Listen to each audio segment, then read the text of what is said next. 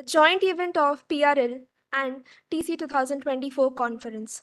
So I would like to request Professor D. Pallam Raju, Dean PRL, to chair the session and introduce our esteemed speaker of the session, Professor B.P. Das.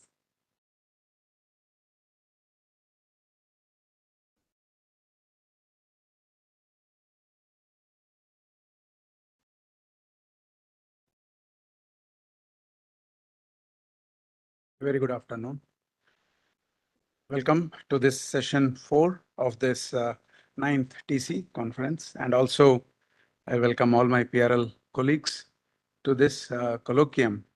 And I thank the organizers for giving this opportunity to introduce the distinguished speaker of today, Professor Bhanu Pratap Das. Professor Das received his PhD from State University of New York at Albany, USA, and after a few postdoctoral fellowships at UC Riverside and Max Planck Institute and Munich, he held faculty positions at the Colorado State University, Utah State University, Oxford University, and IIT Bombay before really joining the Indian Institute of Astrophysics, of which he spent close to more than 22 years, and also he served as acting director for a year in 2012 to 2013, and he further continued as a distinguished professor at IIA, and later joined as a professor at the Tokyo Institute of Technology, Japan. So he's currently the director of the Center for Quantum Engineering Research and Education, TCG Crest, Kolkata, and a professor emeritus at the Tokyo Institute of Technology, Japan. He has been a visiting professor in many leading universities and institutes in the USA, Europe, and Asia. Professor Das' research field is applications of quantum many-body theory of atoms and molecules to fundamental physics and quantum computing, and applied to atomic and molecular properties. He has published more than 160 papers in peer-reviewed international journals. For his seminal contributions to the theory of parity and time reversal violations in atoms in the context of probing the standard model of particle physics, and his leadership in promoting international collaborations in frontier areas of atomic, molecular, and optical physics, the American Physical Society has elected him as a fellow. And actually what I read now was the citation of the APS Fellowship Award. So he has many more laurels to his credit, but just I'll stop at this brief introduction, and I will invite Professor Bhanu Pratap Das to talk about one of the very exciting topic that he has chosen and he has agreed to deliver on, which is quantum computing applications in atomic physics. Professor Bhanu Pratap Das, please.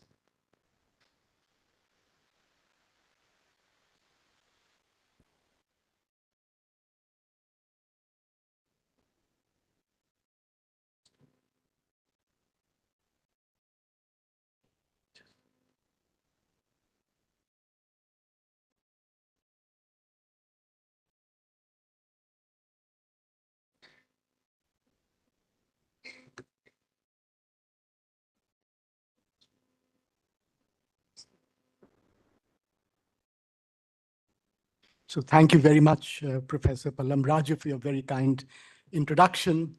It's a great honor and a privilege to give this colloquium today.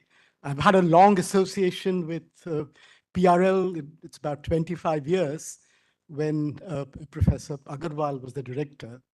And after that, the association continued with two of my former students, Professor Dilip Angom and Professor Bijay Kumar Sahu.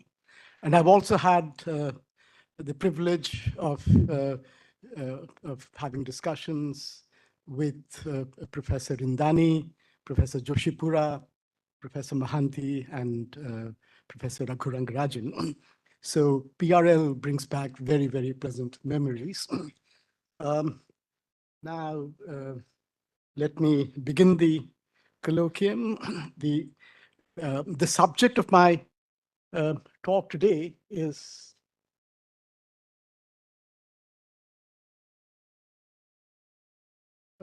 quantum computing.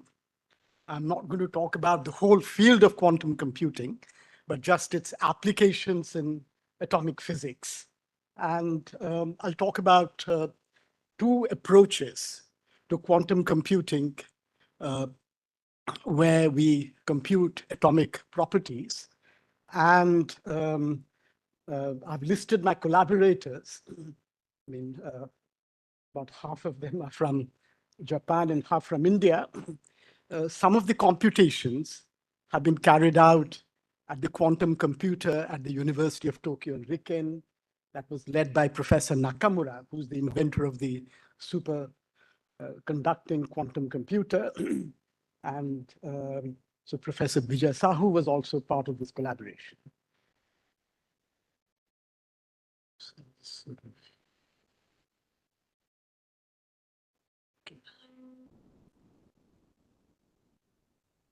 Okay. Yeah, thank you. Yeah. Right, so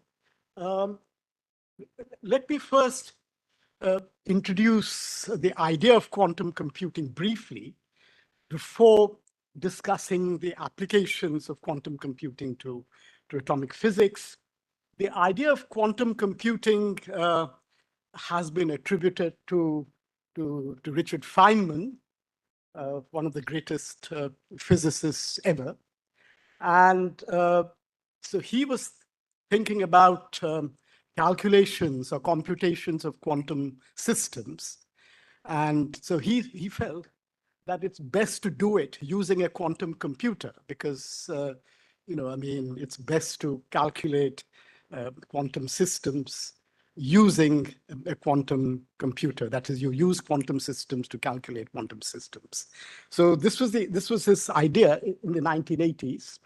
And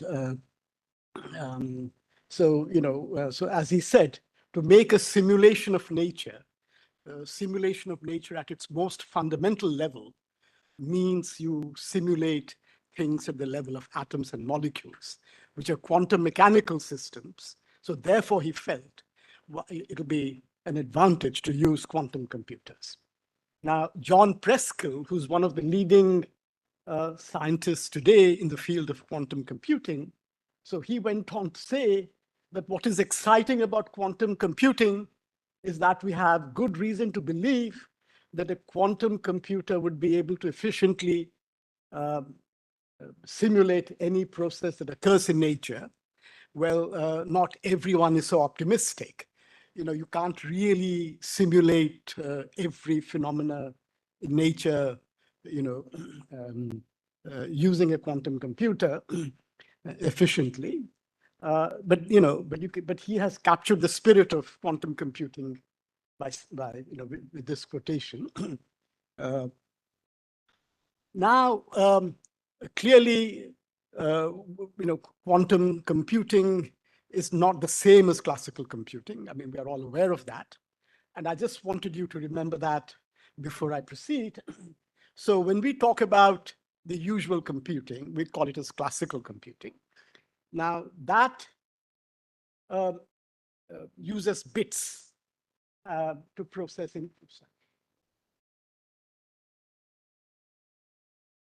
So you use bits to process information, and we use gates for doing the manipulations. So bits and gates are the basic building blocks of a classical computer, and a bit, of course, can be in either state 0 or state 1. Now, this idea is still used in quantum computing, except that instead of bits, you have qubits. And instead of gates, you have quantum gates. Now, the concept of state is a very important concept in physics, in computing as well. So bits corresponds to the two possible states in a classical computer. And but as we know, if zero if zero is a quantum state and one is a quantum state, what quantum mechanics tells us, that a linear combination of 0 and 1 is also a state, unlike in the case of bits. I mean, unlike in classical mechanics, quantum mechanics can give us a state that is formed from the superposition of two states. But of course, the probability of the system being in state 0 and state 1 this is 1. So you see, a bit is a basic unit of classical information, and a qubit is a basic unit of quantum information. Now, classically, you have either 0 or 1, but in quantum mechanics, you have 0 plus 1. So you have many more states to process information in a qubit than in a bit. So that's one of the major differences between computing and classical computing. The other interesting thing which makes quantum computing unique, or quantum mechanics unique, is that states in quantum mechanics can be entangled. That is, you cannot separate the states. They're not separable states. I mean, if it is 0, 0, I mean, if you have, say, two states, the first state is 0, the second state is 0, and or if it is 1, 1, first state is 1, second state is 1, you cannot really separate them. And this is called an entangled state. But on the other hand, 0, 0 plus 0, 1 is not an entangled state because you can separate them. 0 is common to both. So you can write this as a tensor product of 0 and 0 plus 1. So entanglement is something that is peculiar, that is special to quantum mechanics. And quantum computers take advantage of not just superposition, but also entanglement.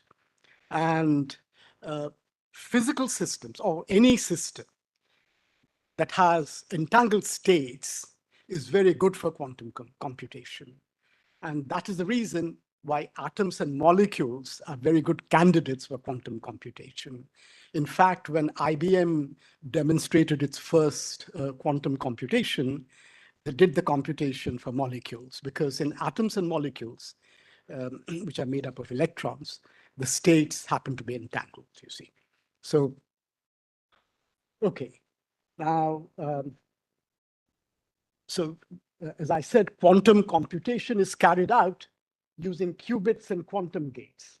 Now, quantum gates are unitary operators, and a collection of qubits and quantum gates is called a quantum circuit. Now, there's also a different kind of computation, a second kind of quantum computation, which is known as quantum annealing, and that uses only qubits. It doesn't use gates. So you see, the idea of a quantum computer is very similar to that of a classical computer, because what you have in a regular computer are bits and gates for doing computations. Here you have qubits and quantum gates. And quantum gates are unitary operators, and that is because you want to conserve probability. I mean, unitary operators allow conservation of norm or probability. So that's the reason why the operators are unitary here. I will talk about both kinds of computation. I'll give you examples of calculations of atomic properties using qubits and quantum gates. That's called gate-based quantum computing, and also quantum annealing. So, right. So this is a quantum circuit. It consists of So this consists of qubits and gates. So a qubit can be in two states, either 0 or 1. Okay. So it's a linear combination of that. So Q0 represents one qubit, Q1 another qubit. So what we do is quantum gate, and it's a single qubit gate. So here it's acting on Q0. It doesn't do anything to Q1. And the the state is defined as 0, 0. Both the qubits are in 0 states. So what this Hadamard gate does is that it produces a state like this, 0, 0 plus 1, 0. So it produces a linear superposition state from just a single state like this. And then we have a second gate, this one, which is called a C0 gate, that acts on both the qubits.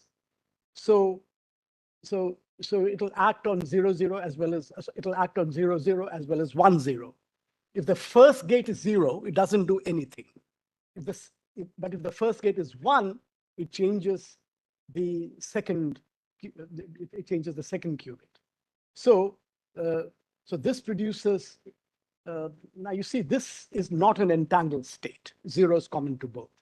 So the action of the C0 gate here produces 0, 0 plus 1, 1. So you have an entangled state. So you start from 0, 0, but you can produce an entangled state through gates. And then, of course, you can do measurements. If you measure the result, if you do two, if you measure, the first qubit will be either 0 or 1. The second qubit will also be either 0. So, the point that I'd like to make now is that when you do measurements, so you've produced an entangled state 0, 0, 1, 1, and you want to see the probability that it's in 0, 0 or 1, 1. It's for each it is half because it's 1 over square root of 2. Now, if you actually do many measurements and look at the probability that it's in 0, 0 state or 1, 1 state, you should get half for each, but you may not. And very often you don't actually. And the result is, the result is a departure from half-half. And the reason for this is because of errors, because of you have what's called noise. It's like an external perturbation. The environment can cause errors, you see. This doesn't happen in classical computers. Bits are not really sensitive to noise, but qubits are, and because a qubit is a combination of two states. So, and they also have a coherence time. So they'll tend to decay, and then the perturbations will influence them. So the qubits are prone to errors. The gates are prone to errors. And when you measure, that will also lead to errors, you see. So quantum computers are very sensitive to errors. I mean, it's an interesting situation. The more qubits you take, the more information you can process. But at the same time, you have errors also. So on the one hand, it's promising. It has an advantage of computing more information faster and so on, but it has to, but there are also errors. So unless you have a way of dealing with the errors, you can't really realize the full potential of a quantum computer. Okay, now let's take a comprehensive view of quantum computing. I've just told you the bare minimum, but let me try to sort of give you an overall picture of what quantum computing involves. Obviously, you have to have a problem. You start with a problem because any time you do computation, you have to have a problem, you see. In my particular case, I want to compute atomic properties. That is my problem. Now, and you should have a method for solving that problem. And in quantum computing, we call that a quantum algorithm. So the quantum algorithm is a step-by-step method for solving a problem. Then, as you saw, because this involves qubits and quantum gates, you have to combine that. So the algorithm has to be expressed in terms of quantum circuit, in terms of qubits and gates. And that's called a quantum circuit. And then once you've done that, you have to use a language, a software to write that, write the instructions which can be fed to the quantum computer. And of course, as I told you, there are errors, there are potential errors and those have to be corrected. I mean, for present-day computers, we call them as quantum error mitigation. So these are what are called NISC computers, that is near-term computers, with something like 20, 30, 40, 50 qubits. And if you have lots of qubits, then you have to have what's called quantum error correction. So without quantum error mitigation and quantum error correction, there's no hope of getting accurate results on a quantum computer. So once you've done the software, then you feed it to the quantum computer. So these are the 4 steps in quantum computing for any given problem. Now, there's research going on in all these 4 areas worldwide, and the field is advancing very, very rapidly. There are new developments every month. Okay. So now what is the problem that I want to do? So I want to look at atomic properties, in particular properties where relativistic effects are strong. And so as you all know, I mean, the non-relativistic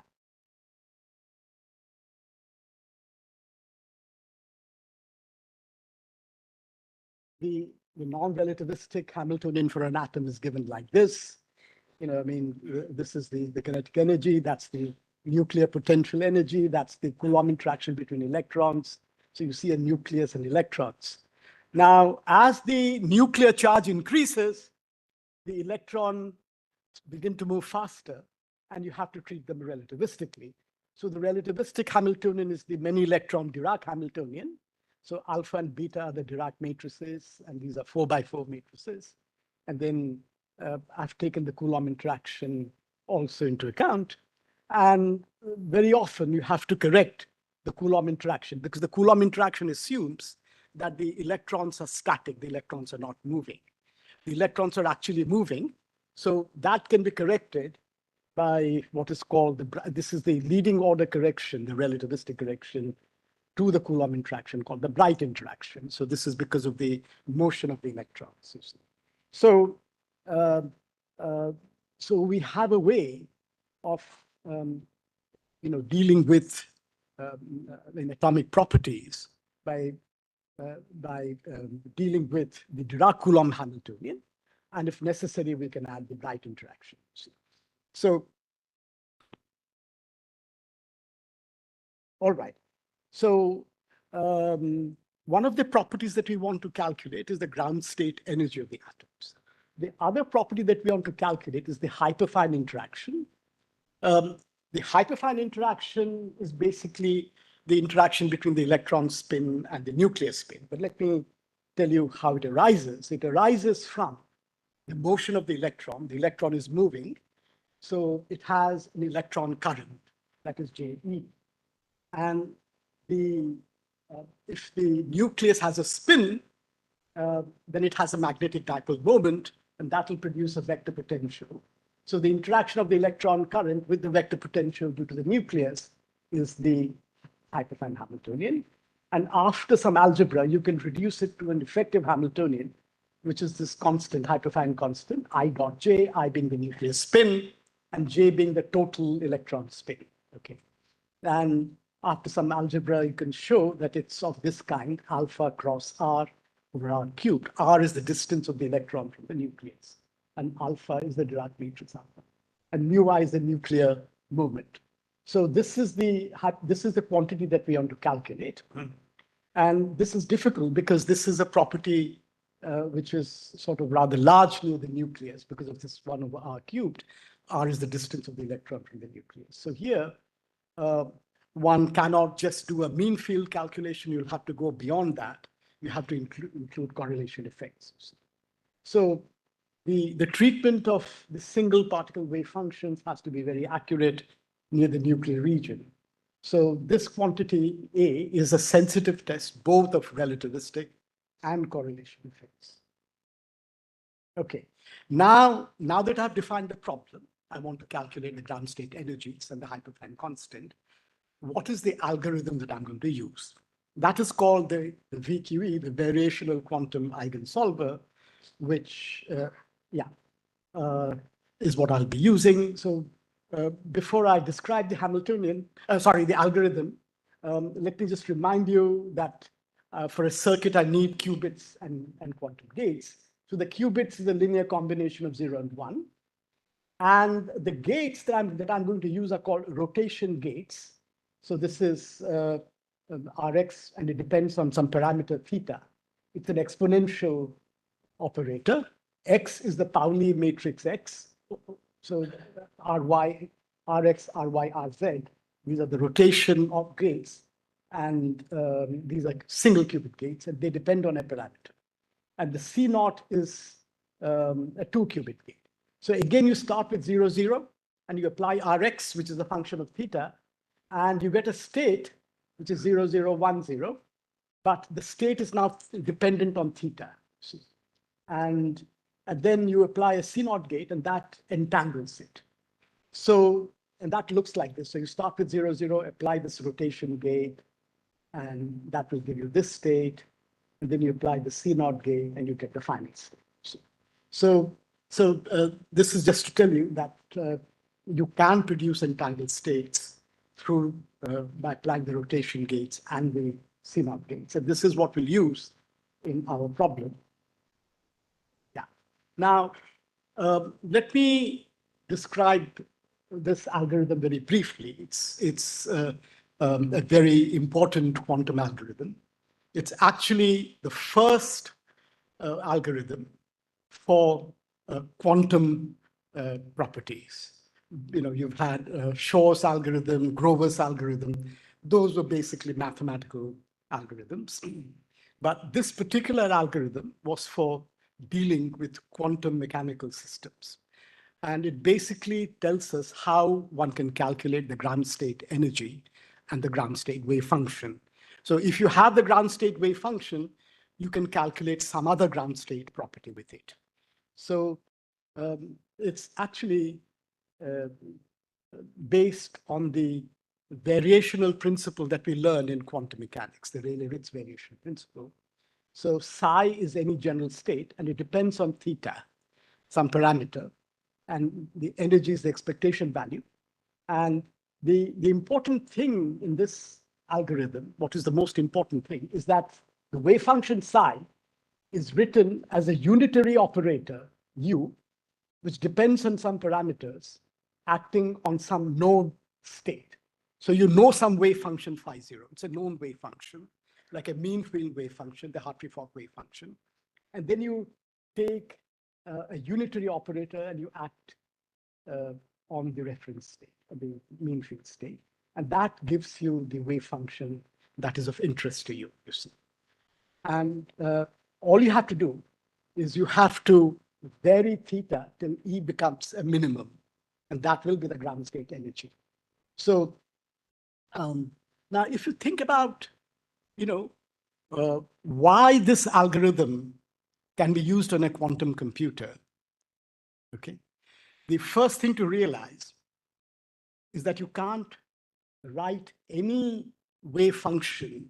You can't express any wave function on a quantum computer. Okay. Now this state here, phi 0, which is made up of single electrons, that can be expressed in terms of qubits. So for example, if you have the hydrogen atom, the 1s electron is a qubit because the 1s electron can be in two states. It's either occupied or not occupied. Now, if the hydrogen atom is in the 2s state, again, it is either occupied or not occupied. So that can also be a qubit. So if the hydrogen atom is in the 1s state, that means it's not in the 2s state. So, so each electron in an atom is like a qubit, or a molecule for that matter, because of Pauli principle, it's either occupied or not occupied.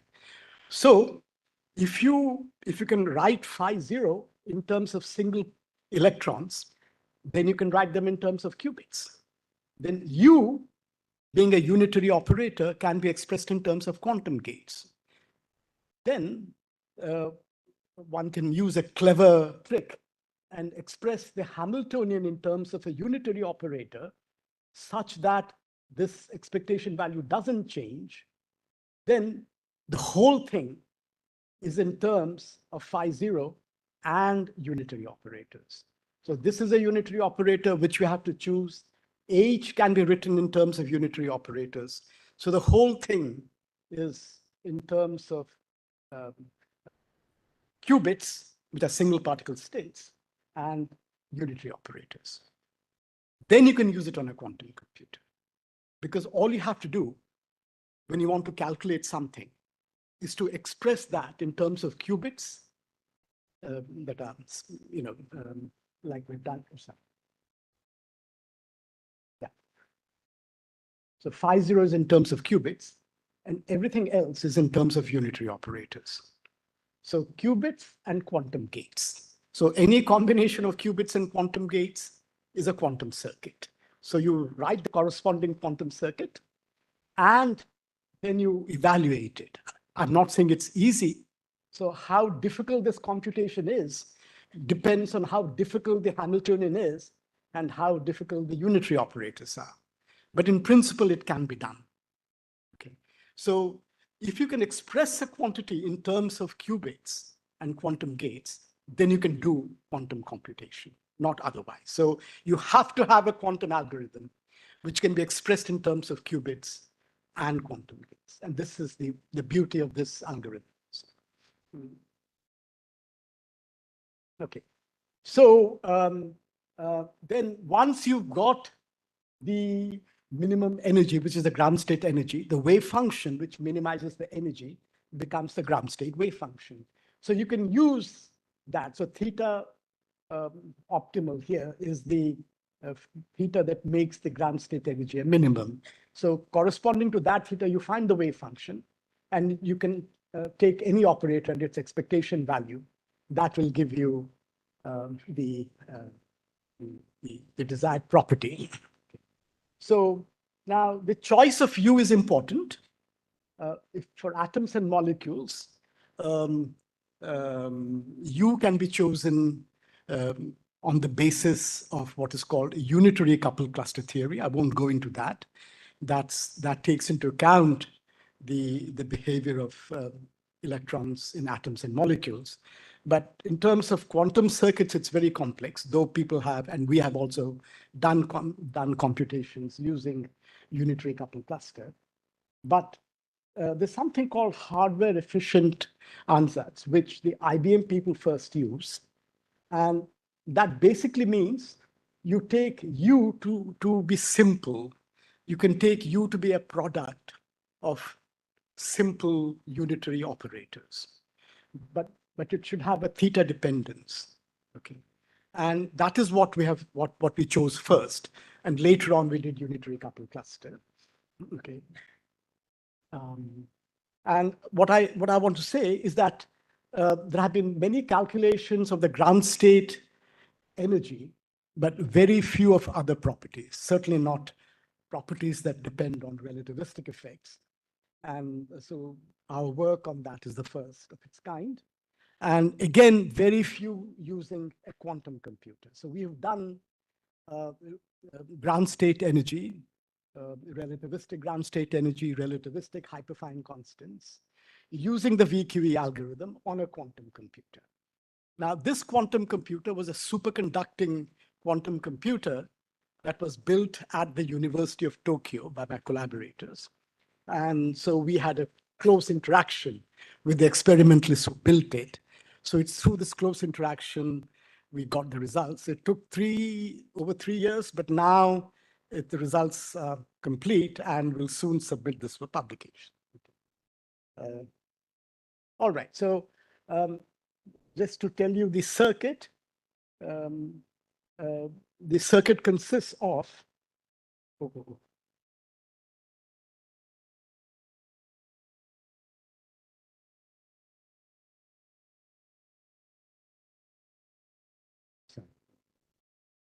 the circuit consists of rotation gates, 3 rotation gates.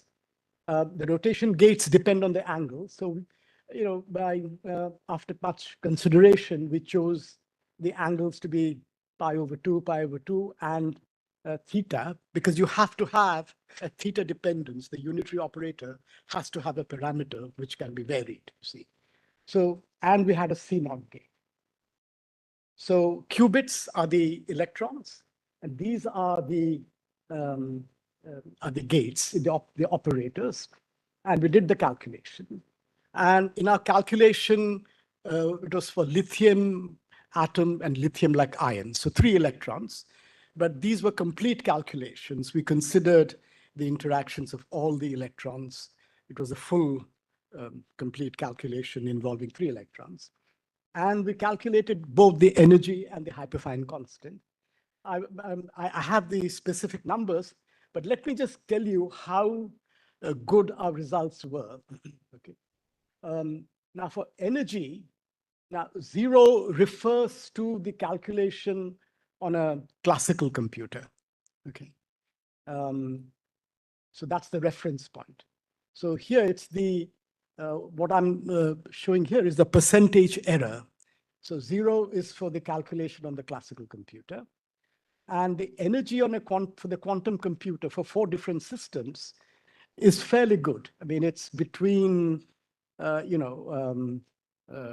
approximately 1%, plus minus 1% is the error with reference to classical computers. We got the complete calculation done using a classical computer, and we did the calculations on a quantum computer, and this is what we get. And this is for lithium. All of them have 3 electrons. The nuclear charge for this is 3, and the heaviest is 83. And then this was about 20 something, and this is 50 something. Oh, actually 60 something. So you can see that the errors in the energy are not that large. But again, it's a simple system, only 3 electrons.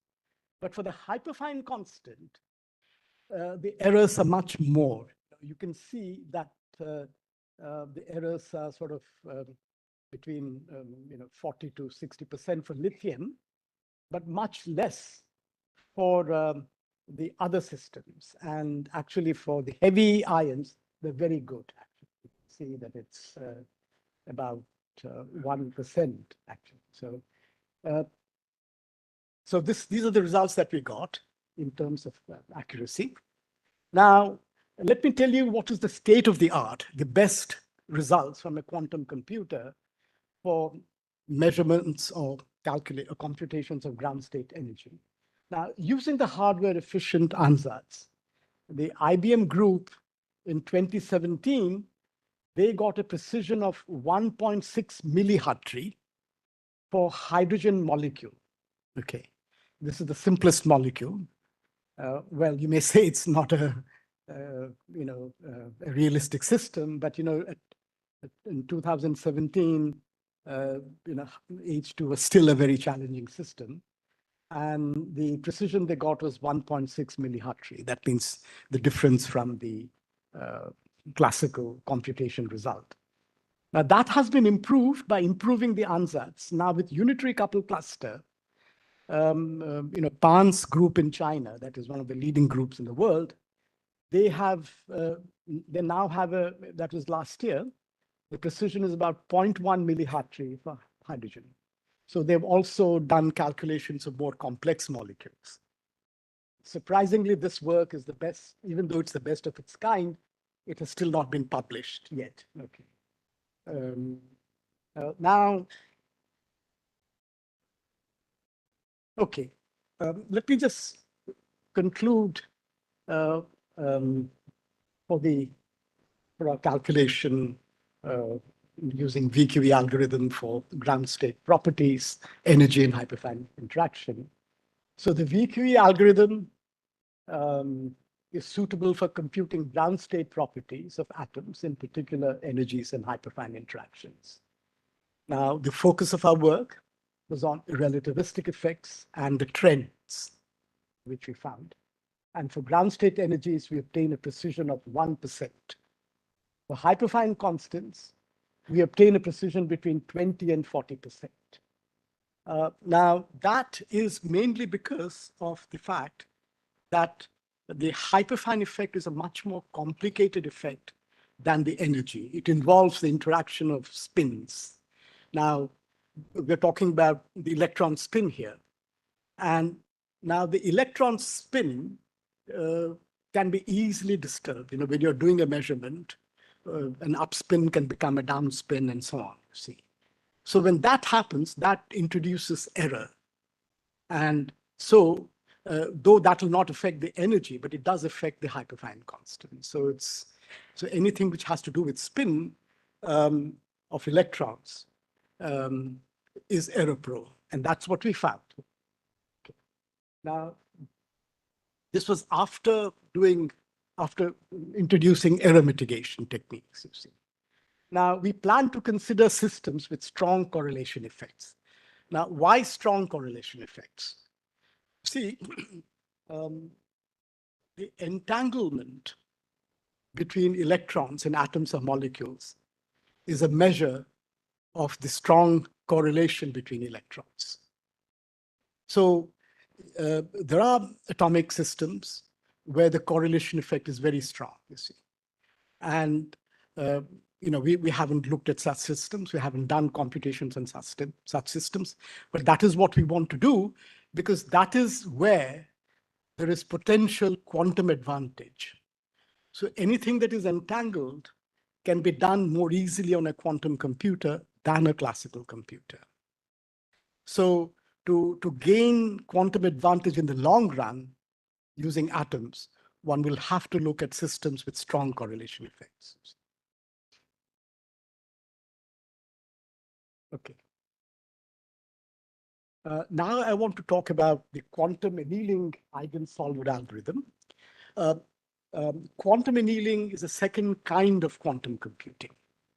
It involves only qubits. It doesn't involve gates. Okay. Now I'll define the problem. Again, the problem of interest is an atomic problem. So I just want to mention that if you have an atomic system which consists of electrons, which are fermions, the wave function has to be antisymmetric. So we can construct determinantal wave functions from single particle orbitals. And then the total Hamiltonian, H and psi is the atomic state. And the good quantum numbers are the angular momentum quantum number, J and N, and also parity. So the energy corresponds to a particular value of J and a particular value of pi. The energy doesn't depend on the N value. So, and this applies to both a ground state or an excited state. And these wave functions, the actual wave function of the atom can be written as a linear combination of determinantal wave functions with the same J, same M, and same parity. So it's like having the atom in different configurations, and then you take a linear combination of that. I mean, for example, if the helium atom, it can be 1s2, or it can be 1s2s. So you take a linear combination of such configurations, add them up, then you get the total atomic wave function, you see. So the coefficients are not known.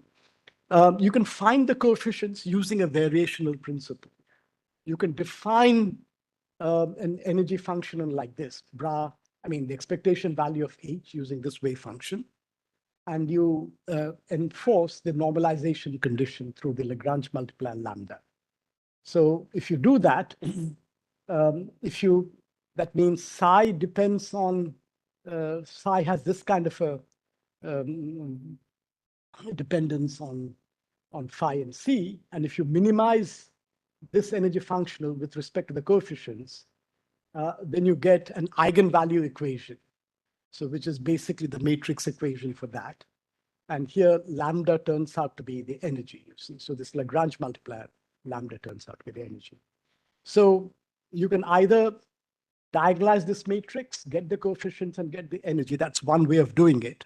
That's called the configuration interaction. Or you can, for a given lambda, you can minimize C so that the epsilon becomes a minimum. So you do not have to diagonalize. You can directly minimize this by varying the coefficients. and varying the lambda. Okay. They're both equivalent. The quantum annealing eigensolver depends on this idea. That is, you take an energy function like this, which depends on the coefficients, and then you vary the coefficients and lambda till this becomes a minimum. Okay, and that will be the ground state energy.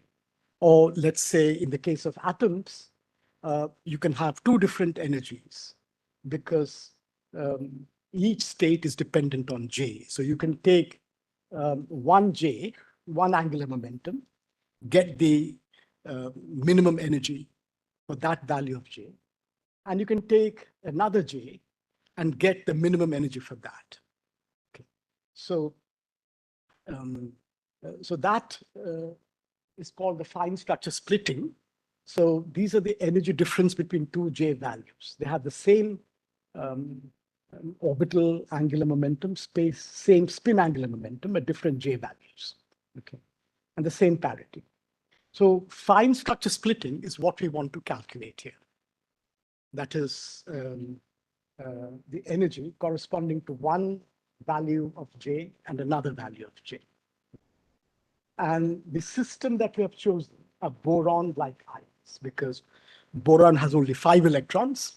The outermost electron is a p electron. So the J value is 1/2 or 3/2. So J equal to half is the lowest energy state for J equal to half. And the other one that is will give you the lowest energy for J equal to 3/2. So, so then we use the quantum annealing eigensolver that I just described. That is, you minimize the energy by varying the coefficients and the Lagrange multiplier lambda. Now, this idea was first proposed in 2019 by Teplukin and collaborators, and they published 2 papers for molecules, non-relativistic calculations. So, and they were mostly for ground state energies, not excited state energies. So, so this is what we want to calculate. That is the problem. For boron, J equal to half and J equal to 3/2. Difference in the energy is what you want to calculate using the quantum annealing eigensolver. Okay. Now this may seem a little technical, but I think I'll try to explain this briefly. Oh.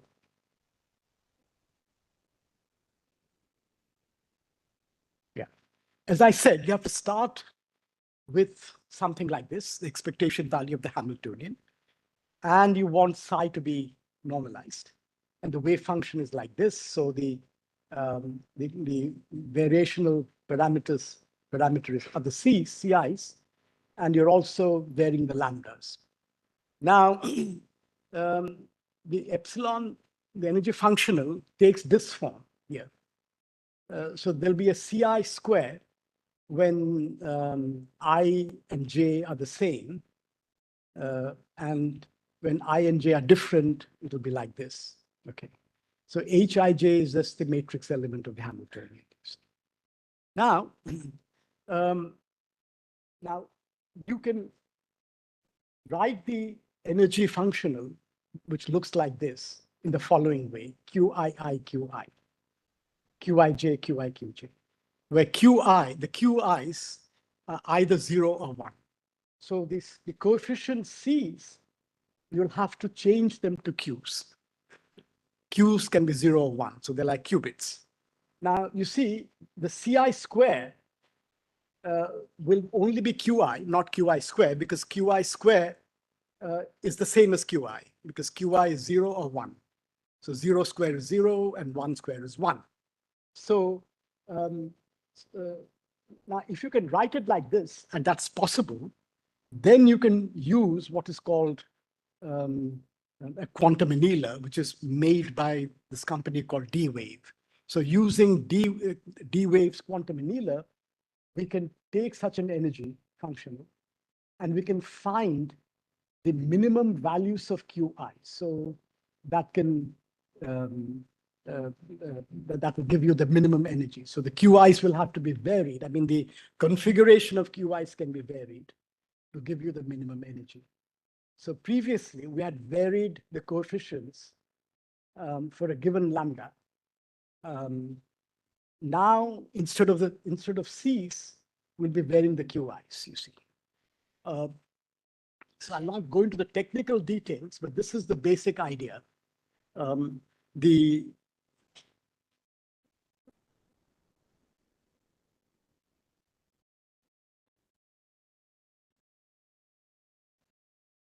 This is the basic idea. That is, the energy functional in atomic physics is written in terms of these coefficients. These coefficients have to be converted to qubits. It's a simple transformation. It's possible to do. The coefficients vary from -1 to +1.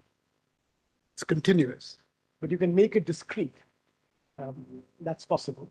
And then you use the D-wave quantum annealer to find the minimum, to find the configurations of QIs which minimize the energy.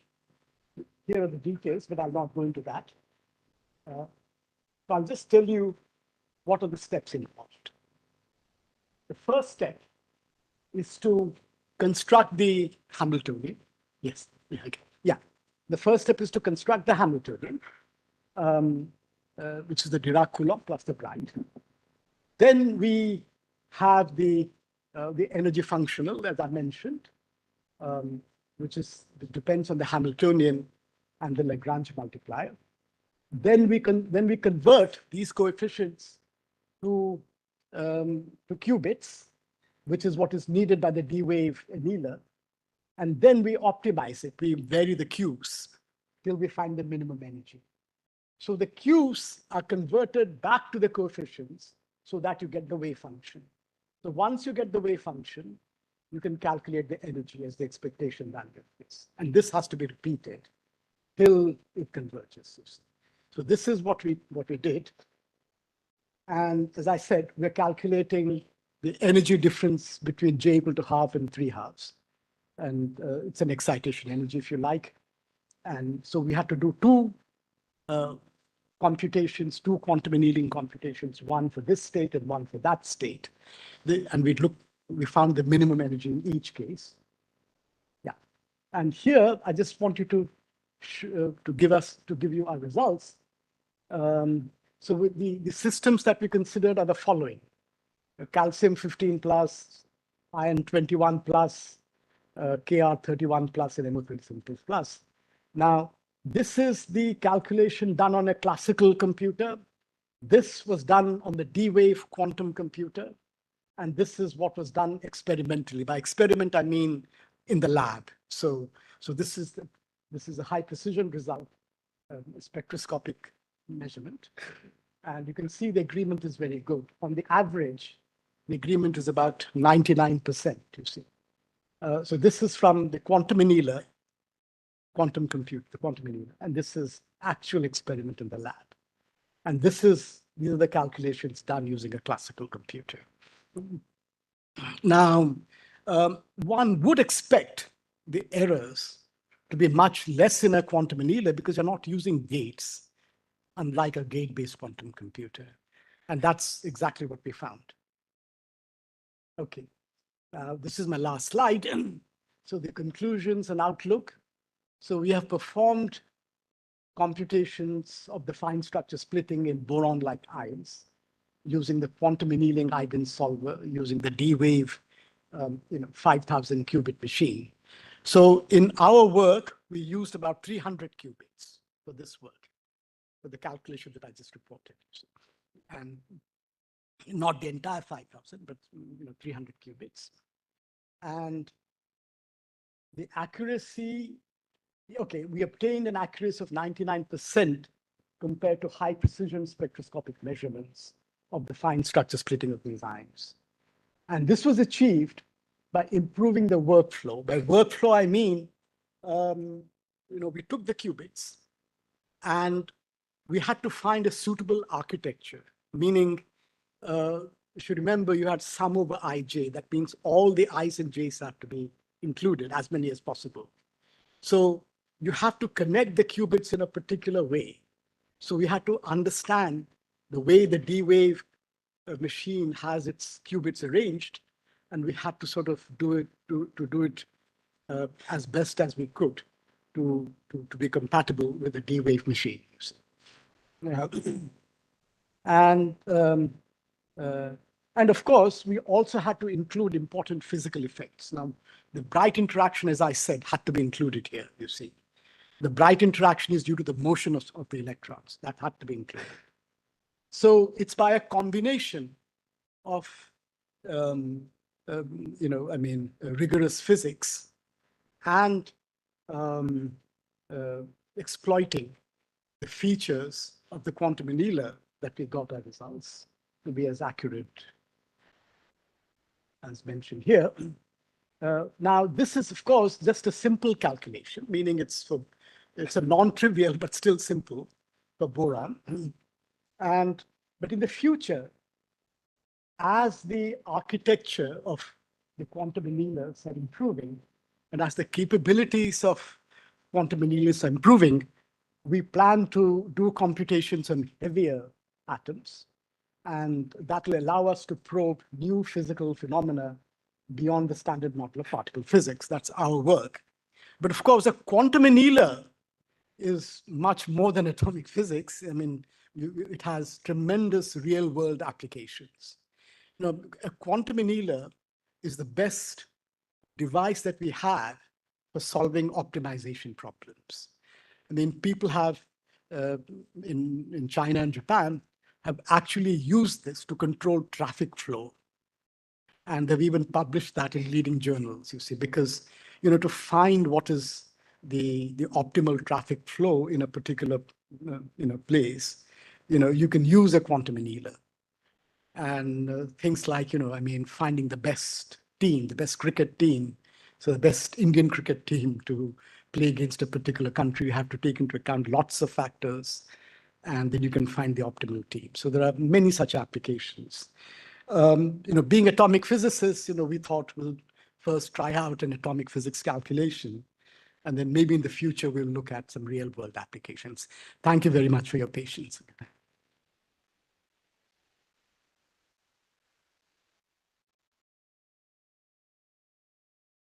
Go for a meeting. So I've been given the honor of conducting the question and answer session. So if there are any questions, please. Okay, Harish first.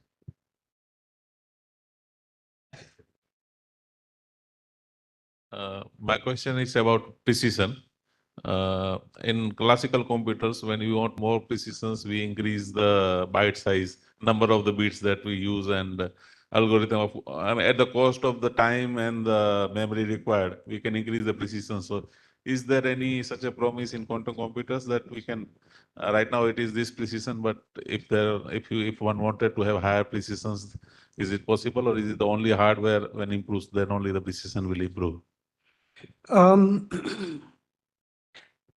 Well, the answer is that it's similar, but not the same. Yes, the number of qubits will have to increase for improving the precision, first of all, okay? Because if you increase the number of qubits, you improve the capabilities of the computer, you see. That's one thing. But by increasing the number of qubits, you're also increasing the possibility of errors in your computation, you see. Now, let me just refer to this calculation, the quantum annealing calculation. We used about 300 qubits, okay, without gates, and we got this kind of precision, you see. Now, if we were to take a bigger system, we need more qubits. Now, as we increase the number of qubits, the chances of errors will increase. Because, you see, when you talk about qubits, you're talking about electrons and atoms, you see. Now, an electron can flip. There can be there's some noise, perturbations in the environment. So that can flip and the spin of an electron. Or it can the phase shift, or it can be polarized and so on, you see.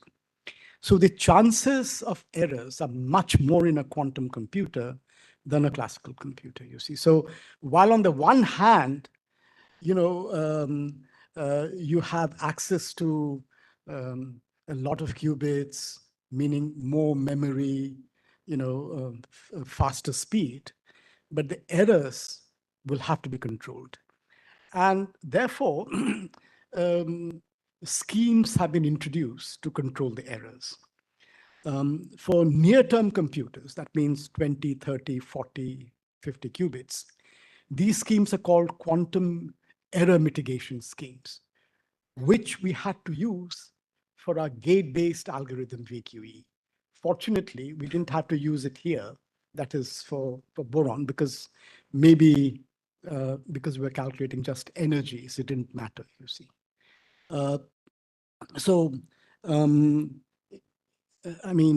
If you choose a suitable platform like ions or atoms, you can ease up photons for that matter.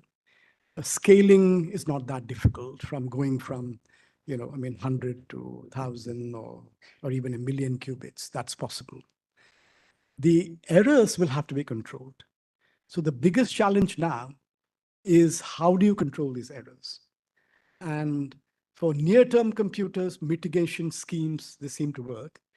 But if you have millions of qubits, then you'll have to use something called quantum error correction. So you have to build what are called logical qubits. So you have to take many existing physical qubits and construct a logical qubit. And there's a way of preventing errors from happening, you see. So there is potential, no doubt, but it's difficult to say how long it'll take to get very accurate results. See, speed, I can imagine speed happening. It hasn't happened, in many applications, but in some 3 applications, quantum advantage has been obtained, 1 by Google and 2 by groups in China. So the error controlling of errors is the main challenge. Yeah. Okay. Fine. Okay. Yeah. Yes.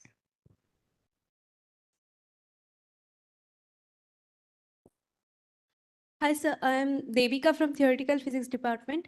So I have 2 questions. First, in quantum computation, how do you choose the unitary transformation generator for quantum computation to transform the Hamiltonian? Is this according to the system, or is there, how do you choose the generator? And second, how do you calculate the entangled states? Is there any specific rule for that or any theorem for that? Yeah. Thank you. Yeah, the first question is easy to answer. For example, if you remember the expression that we had a unitary operator U dagger, and then you had the Hamiltonian. The Hamiltonian in our case, in the atomic case, consists of creation and fermion creation and annihilation operators. Those are not unitary operators. What we did was what is called the Wigner-Jordan transformation, which converted the A's to Pauli matrices sigma. And yet the energy expression did not change. Now, sigmas are unitary operators. So, and you have gates corresponding to the Pauli XYZ operators, you see. So that part was easy. So you have to do a transformation. Jordan-Wigner is probably the simplest, but there are other transformations as well. Now, about the entangled states, see, that will happen naturally in a quantum computer, not in a classical computer. In a classical computer, you'll have to look at the structure of the entanglement and then do it in several steps. Now, in a quantum computer, you can do it in 1 step, you see. And the entanglement can be between many, many particles. So if the entanglement is between 2 or 3 or 4, 5 or even 10 electrons or more, that can be calculated rather easily on a quantum computer, because see, the qubits are entangling qubits are rather easy. As I showed you, we had 1 qubit gates and then 2 qubit gates, C0. So those gates I took only 2 qubits and I showed how they could be entangled. You can have a series of gates entangling them, you see. So through gates, you entangle the particles, and that can be calculated rather easily on a quantum computer. Yes. Yeah, thank you, Professor Das, for this wonderful colloquium. So my question is actually partly you already answered. This is regarding these computations where we have this long-range entanglement. For example, in condensed matter systems like cuprates or heavy fermion systems, where the system is near a magnetic instability, we have a quantum critical point. At the quantum critical point, there is a long-range entanglement. Now, using quantum computers, we are basically using the qubits, entangled qubits. So whether there will be a clear advantage or can we solve the problem of a quantum critical point where the quantum entanglement is of infinitely long range. So will there be advantage here? Yeah, I can't give a general answer to this, but people have, using quantum annealers, they have been able to do computations which was not possible on a classical computer, okay, for spin glass systems, you see, and where they observed quantum phase transition. I mean, the Kibble-Zurek mechanism has actually been computed for a very, very large system. Now, we have computed, I mean, using actually using a gate-based computer, the Kibble-Zurek mechanism, where there is a quantum phase transition, you see. But in general, that has not yet been achieved. Hi, sir. My question is from the initial part of your talk where you have given the error estimation. So in the hyperfine estimation, there for the lithium structure, lithium atom, the error is very high. But when we go for a bigger atomic structure, lithium-like, the error is low. So isn't this a bit counterintuitive, because here I'm getting a bigger atomic structure, but my error is reducing? I don't understand. Okay. And I'll answer your question. It's actually based on physics, you see. And I think maybe Dilip and others can appreciate it. See, here we have taken, lithium. Let's take the lighter system, lithium, and the heavier system, which is lithium like bismuth, you see. Now, we are doing a relativistic calculation. So now, as you increase the size of the atom, the relativistic effects increases and the correlation effects or the many body effects decreases, relatively speaking. Okay.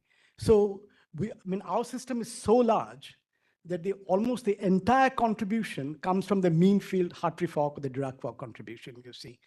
Now the errors arise in calculating correlation effects, you see, because the mean field is simple to calculate.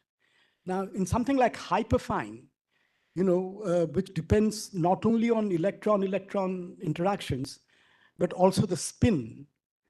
If something goes wrong with the spin, if there's a spin flip and things like that, there will be errors, you see. That's the reason.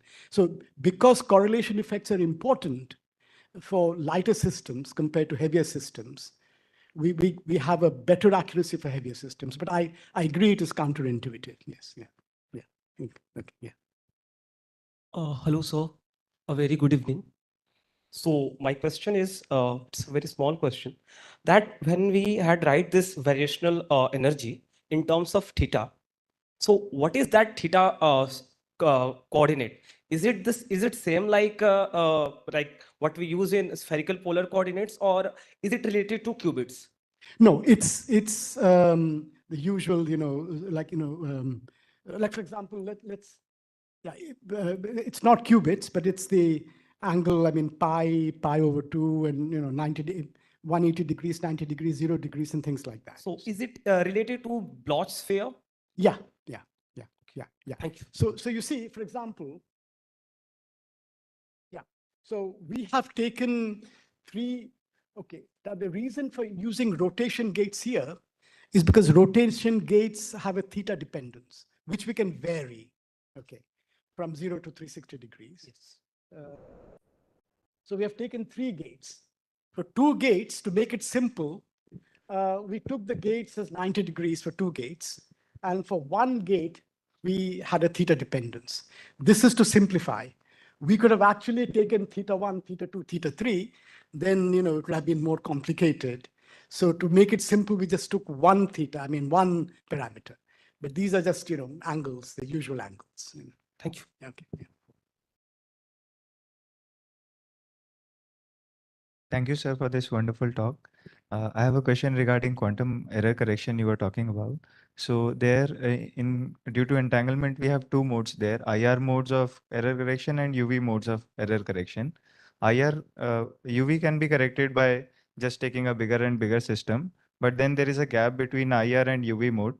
So are they correctable, the IR modes, or in the quantum computer fundamentally, or there will be always a limitation in the correction of IR modes?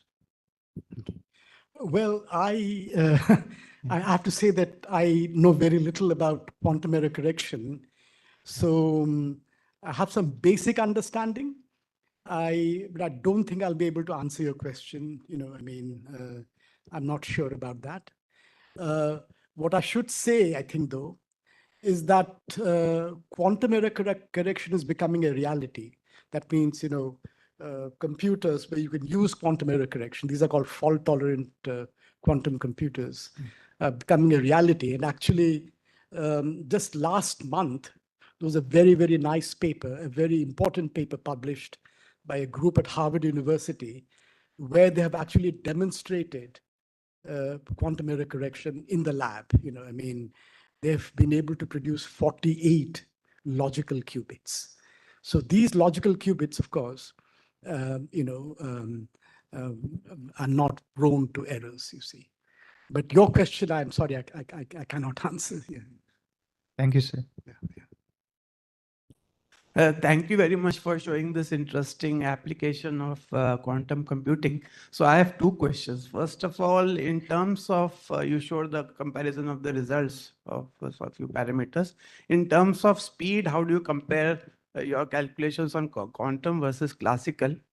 And the second question is, if you want to use quantum computing for classical problems like weather prediction or climate modeling, where a lot of parameters are used, what is your guess? What type of errors will the errors will be considerable in order to be useful for weather prediction? Yeah. Well, sorry, what was the first part of your question? That is. Yeah. Speed up. Yeah. Well, yeah. See, at the moment, classical computers, for the properties that we calculated, are much faster than the quantum computers, you see. So these are proof of principle computations, you see. So, for example, properties other than energies had not been done on a quantum computer. We showed that it can be done. Okay.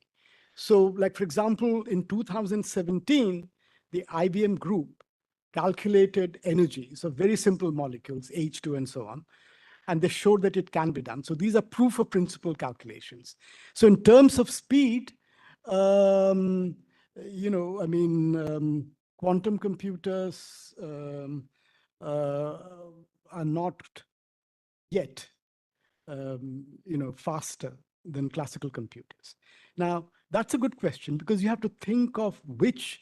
Now, quantum computers may not be faster than classical computers for every application. There are certain applications where quantum computers can outperform classical computers. Now, in the case of atoms, that is in principle possible if the system has strong correlation. That is, if when you go beyond the mean free level and you found the correlation to be very strong, that means the entanglement is very strong, you see. Now, when it comes to entangled states, as I mentioned earlier, you can use a quantum computer effectively. A quantum computer will do better than a classical computer in computing entangled states and properties involving entangled states. So that is what we have to do in the future. But entanglement of many qubits means there'll also be errors. So unless we improve the quantum error corrections, it will not be possible to do accurate computations for entangled states, you see. So yes, for atoms and molecules, quantum advantage is in principle possible, but not for everything. I mean, not for light molecules and where the correlation is weak. You have to look for cases where the correlation effects are strong. Yeah, and the second part, I'm sorry, I mean. Yeah. Well, yeah, we started working on that with a group with the National Climate and Weather Agency in Japan, and we are actually stuck there. I mean, we were trying to do the shallow water equation, and we're looking for suitable algorithms now. So that's an area where very little has been done. So I think unless there are good algorithms, good quantum algorithms for nonlinear partial differential equations, there's very little chance to do anything substantial there. And the quantum error correction schemes have to be very good also. Yeah. Well, that was the last question from the offline audience. Now we have a few questions from the online audience through YouTube. So let me just read out one by one. So it is by Avijit Hazra, YouTube. So he has many questions. So the first question is, for molecular Hamiltonians, we can use UCCSD, unitary coupled cluster singles and double excitations uncharged up to certain Trotter expansion. What about uncharged for Hamiltonians for Fermi-Hubbard model, periodic solids?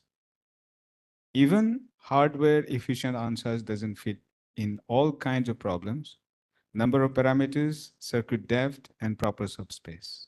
It is fine that we can simulate small molecular Hamiltonian using hybrid algorithms like variational quantum eigensolver, require less number of qubits, small number of iterations and measurements. What about periodic solids to study a real solid material? That's the first question. There are four more. Shall I answer? Okay. Yeah, sure. Yeah. Please. Well, I have not followed developments in solids and condensed matter systems. I do know that VQE has been applied to the Fermi-Hubbard model, and also to solids by the former Cambridge Quantum Computing Group. Now it's Quantinuum. So I don't remember the details, but I would think that would be difficult and that would be challenging. And unless you have a fault-tolerant quantum computer, it's very hard to make any headway using NISQ, that is near-term quantum computers. Next question is, as per literature survey, it seems like that number of measurements may act as bottleneck in quantum computing. Is it just in case of NISQ era or fault-tolerant quantum computers too? What kind of quantum computer may dominate the field of quantum computing in future? Well, I certainly think fault-tolerant quantum computers will dominate. There's no question about that. And we are beginning to see signs of that. I mean, fault-tolerant quantum computers, as I said, 48 logical qubits have been demonstrated by the Harvard group.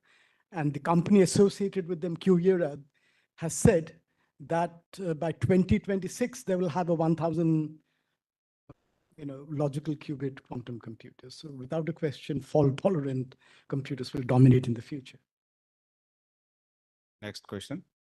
Circuit or gate-based universal QC, within parentheses, most superconducting / quantum annulars / photonic quantum computers, or any other? That's a question. I'm sorry, the question. Okay, let me repeat. Circuit or gate-based universal QC, within parentheses, mostly superconducting / quantum annulars / photonic quantum computers, quantum mode based, or any other? Okay. See, I mean, there is rapid progress being made in all platforms. So I don't think I'll be able to answer this question. I mean, which will dominate in the future, which will be the best platform? That is an open question. But for sure, if you're talking about gate-based and quantum annealers, it's problem dependent. I mean, if it is optimization problems, quantum annealers will do better than gate-based quantum computers. Similarly, there are problems for which gate-based will do better than quantum annealers. Okay, last question. What kind of architecture will be suitable in future, circuit-based or annealer? That's it. Yeah. See, that again is an open question because, I mean, if you had asked this question a few years ago, everybody would say gate-based. But there have been some very, very important developments in quantum annealing architecture in the past few years. I mean, there is something called the LHZ architecture in quantum annealers, which has all-to-all connectivity, and that is very promising.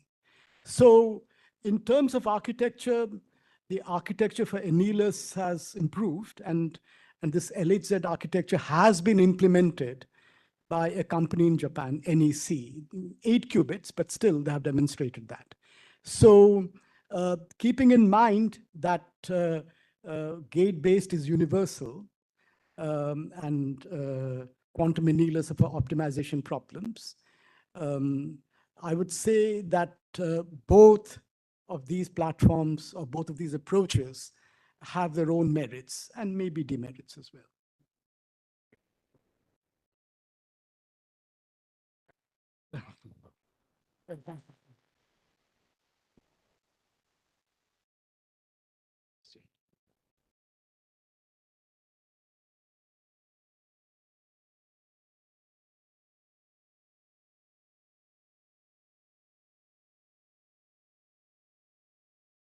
Thank you, Professor Angam, for conducting the Q&A section.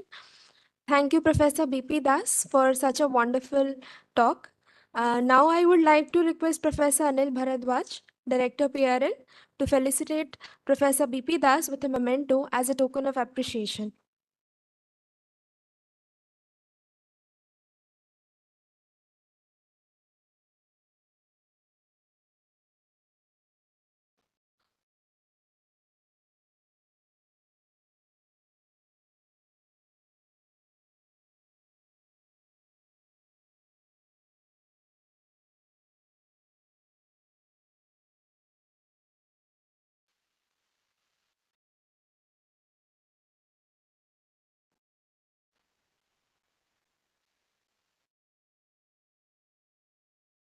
Thank you, sir. Now we'll break for the poster session and tea at the library lawn.